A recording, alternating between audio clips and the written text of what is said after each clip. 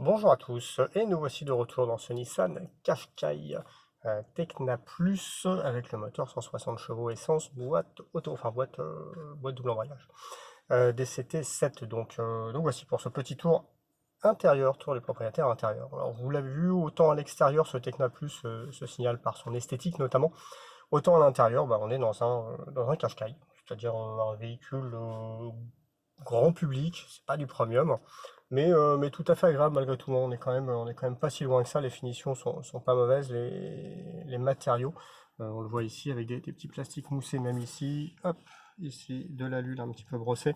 C'est propre, on a du cuir, il y a des surpiqûres. C'est globalement bien fini et de très bonne facture avec cet intérieur cuir là comme ça, un peu bracelet montre comme on dirait chez DS. Donc voilà, c'est plutôt très agréable. La Capiano ici sur le petit écran, qui a grandi d'ailleurs.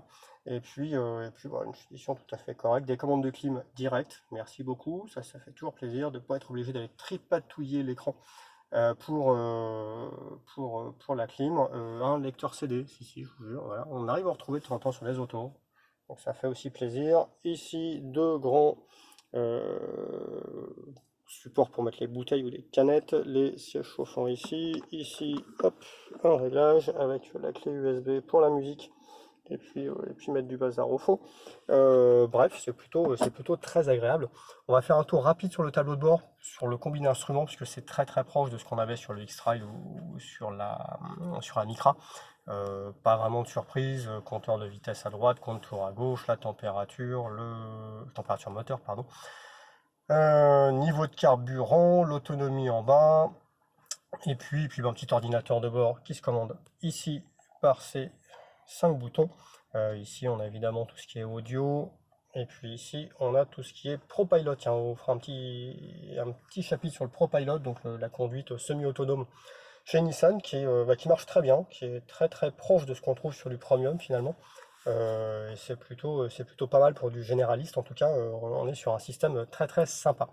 Je reviens à mon combiné instrument. Alors, une petite bizarrerie, là, on a le système pour voir les caméras, enfin les limitations de vitesse, je vais y arriver.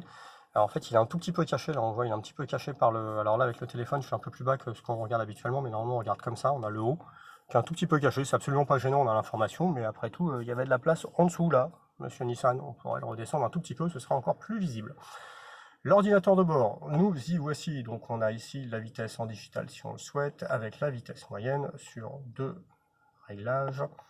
Ici, le trajet 2, celui qu'on vient de faire là, 8,8 km en 51 minutes, bah oui, on fait des photos. Donc forcément la voiture roule pas beaucoup.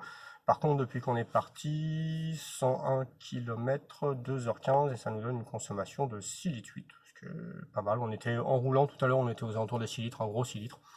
Là, mais en étant au ralenti, ça monte pas trop. Alors là, évidemment, sur le dernier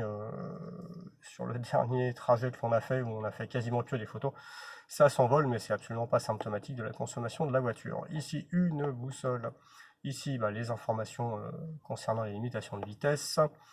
L'attention du conducteur. Hop, là, on est sur quoi? Ah oui, sur l'audio, donc on peut changer la source et puis on a l'affichage de ce qu'il y a. Ici, tout ce qui aide à la conduite distance. On peut régler par exemple ici si on veut le SP, l'assistance de direction, enfin le maintien dans la file. Bref, tout le confort moderne. Ici, la pression des pneus, le contrôle dynamique. Il n'y a pas de message mémorisé, tout va bien. Et puis ici, tous les réglages voiture, SP, horloge, tout ce que l'on veut, l'entretien, les alertes s'il y en a, la pression des pneus, on l'avait vu tout à l'heure. Bref, voilà, tous les réglages se font ici.